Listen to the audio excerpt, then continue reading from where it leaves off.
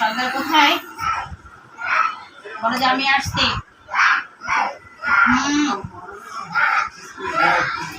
দেখো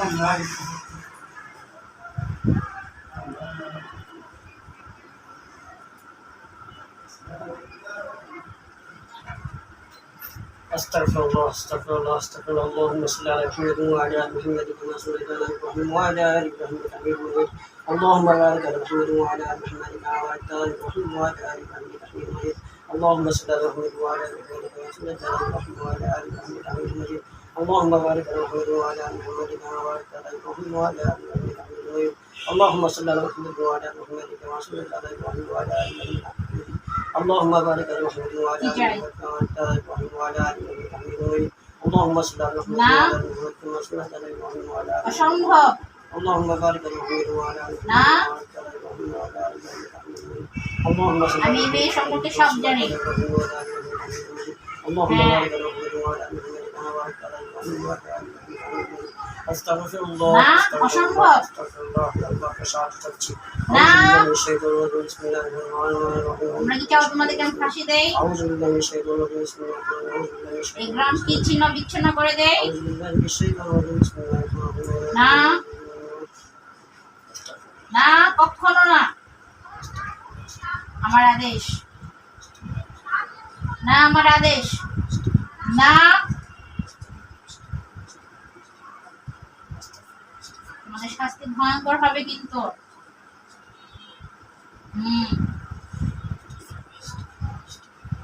না এখন যাবে যে হুজুরের সাথে কথা বলবে।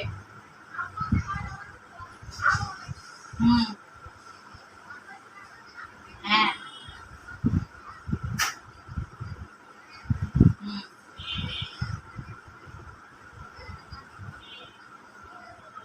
তোমাদেরকে কতগুলিকে মারা হয়েছিল মনে আছে? 250-র উপরে তোমরা কিন্তু এই রোগীটার 250-র উপরে কিন্তু তোমরা কিন্তু কুরবান করে দিয়েছ। 250-র উপরে আমি কিন্তু সব জেনে আসছি এখন। না মেয়েটা সহজ সরল, ও একটা ভালো মনের মেয়ে, কেন তুমি ক্ষতি করছো? তার সংসার কেন ডিস্টার্ব দিচ্ছ? কেন সে এত কষ্টের ভিতরে আছে? তোমাদের ধর্মের ভিতরেও কিন্তু নিষেধ।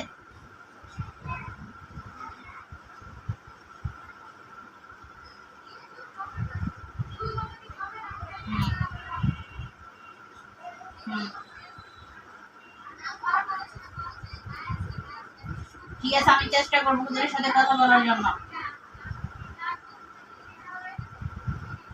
আমার সাথে আসো, আসতে বলছি, আসো। জি বলেন হুজুর জি বলেন নিয়ে আসছি। কি বলে ওরা? ওরা ছাড়তে চাচ্ছিল না। ওদের সর্দার বা হ্যাঁ আসছে, সর্দার আসছে। সর্দারের সাথে কথা বলে যে আমরা কোনো রক্তারক্তি হানাহানি চাই না। আমি কিন্তু 5 মিনিট লাগবে না, 5 সেকেন্ড আমি সব কথা বলতে হবে। হ্যাঁ, আপনি বুঝেন, আপনি জানেন তো ইনশাআল্লাহ। হ্যাঁ হুজুর তো আমি আপনি বলছি। আপনি আপনি আছেন, আরো আছে, অন্যরা আছে, আরো কে কে আছে আপনি বুঝতে পারছেন ইনশাআল্লাহ। হ্যাঁ। তো ওদেরকে বলেন যে আমরা কোনো রক্তারক্তি চাই না, আমরা একটা মীমাংসা চাই। ওরা সহজে ওকে ছেড়ে যাবে, ওর পরিবারকে ছেড়ে যাবে, ওদের আমরা কোনো ক্ষতি করবো না। ওরা সহজে ওর পরিবারের কোনো সদস্যকে আর ডিস্টার্ব করবে না, আর কখনো আসবে না, এই শর্তে ওদেরকে আমরা ছেড়ে দিব। আমি সর্দারকে বলে, সর্দারকে বলে কথা বলতে পারি। রাজি হতে পারছিল না, আমি নিয়ে আসছি। জি আপনি আমি আমি আপনার অধীনে বিচারটা করে দিলাম, আপনি বিচার করেন, আপনি বুঝেন।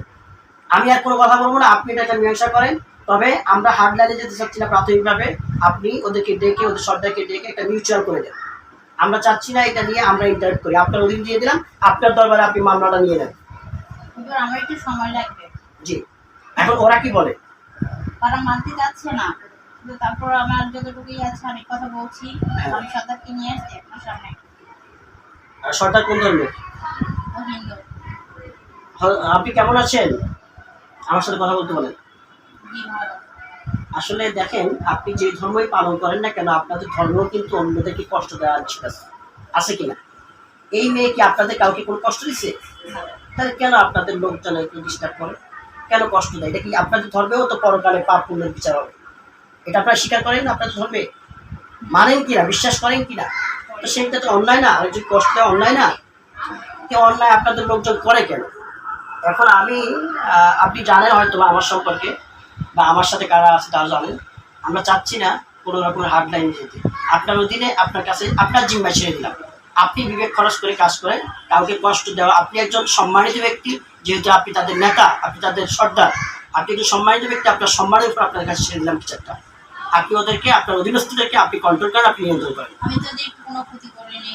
ক্ষতি করে নাই, কিন্তু ওর বাচ্চা হঠাৎ করে অসুস্থ হয়ে যায়, উনি হঠাৎ করে চলে যায়, একবারে সেন্সলেস অবস্থা হয়ে যায়, প্রসেসড অবস্থা হয়ে যায়, এইভাবে তো রাস্তাঘাটে চলে যায়, এটা সমস্যা না?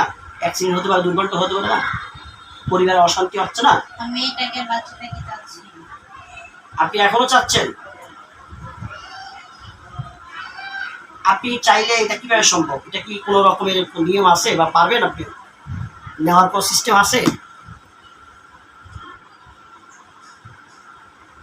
আপনি আমাদের বাচ্চার সাথে বসেন, বাচ্চা সম্মানিত ঢাকা শহরের মনিজিনার বাচ্চা, আপনি ওনাদের সাথে বসে ওনাদেরকে ডাকেন, ওনাদেরকে ডেকে বসেন। আমরা চাচ্ছি না, উনিও যেহেতু সর্দার, উনিও বুঝে, জ্ঞান আছে, বিবেক আছে, ওনারাও কিন্তু সর্দার হইলেও ওনারা কিন্তু জ্ঞানী, জ্ঞান ছাড়া যোগ্যতা ছাড়া সর্দার হতে পারে নাই। ওনার সাথে ওনাকে ডাকেন, আমরা মিউচুয়াল চাই। ওনাদের যদি কোনো কিছু চাহিদাও থাকে সেটা দিয়ে দেন, কিন্তু আমরা চাই না এই রক্তারক্তি করতে। ওনাদেরকে বলেন, বলে আপনাদের দুইজনের অধীনে, আপনার অধীনে সর্দার, আপনার অধীনে আমাদের মঞ্জিনাথ বাচ্চা, আপনি ওনার কাছে যান। মঞ্জিনাথ বাচ্চা ঢাকা শহরের, আপনার কাছে বিচারটা রাখলাম, আমি এই বিষয়ে কোনো ইন্টারাক্ট করবো না। আপনার অধীনে, আপনার দরবারে, আপনার আদালতে আপনি বিচারটা করেন। আপনি ওদেরকে সহজভাবে বোঝান, সহজভাবে বুঝিয়ে এই রুগীকে তারা কোনো কষ্ট না দেয়, এই রুগীর দ্বারা তো তারা কোনো কষ্ট না দেয়, এদের পারিবারিকভাবে অশান্তি সৃষ্টি না করে, এদের কোনো সমস্যা যাতে না হয়, আপনি তাদের সাথে এই বিষয়ে তাদের ঐমত নেন।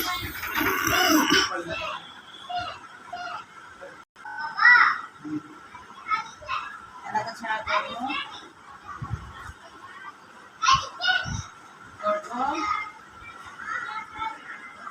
তুমি কি আমাদের শাস্তি, ভয়ঙ্কর শাস্তি পেতে চাও?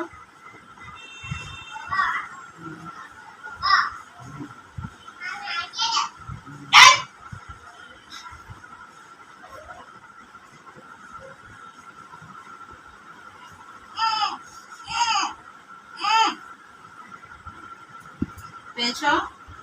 রাত্রে শাস্তি দেব, দেব। এদিকে ছেড়ে যাবে, যাবে শিওর? কখনো আসবে না? আর কেউ ডিস্টার্ব দেবে না? কেউ না? কথা অভঙ্গ হলে কি হবে শাস্তি? জীবন ভিক্ষা দিচ্ছি মানে এই না, তোমার উপরে আমার নজর থাকবে সব সময়। হ্যাঁ, তোমার দলনেতা ছিনে নিয়ে যায় না, তোমার দলনেতা তুমি থাকবে না। না, তুমি একটা নিরীহ মেয়ে, তার ফ্যামিলির উপরে তুমি অত্যাচার করছো। বিগত 4টা বছর তাদেরকে তুমি যন্ত্রণা দিয়েছ। হ্যাঁ, নিরপরাধ ছিল, সে তোমার কোনো ক্ষতি করে নাই। মনে থাকবে? আজকে সাধারণ একটা দিন।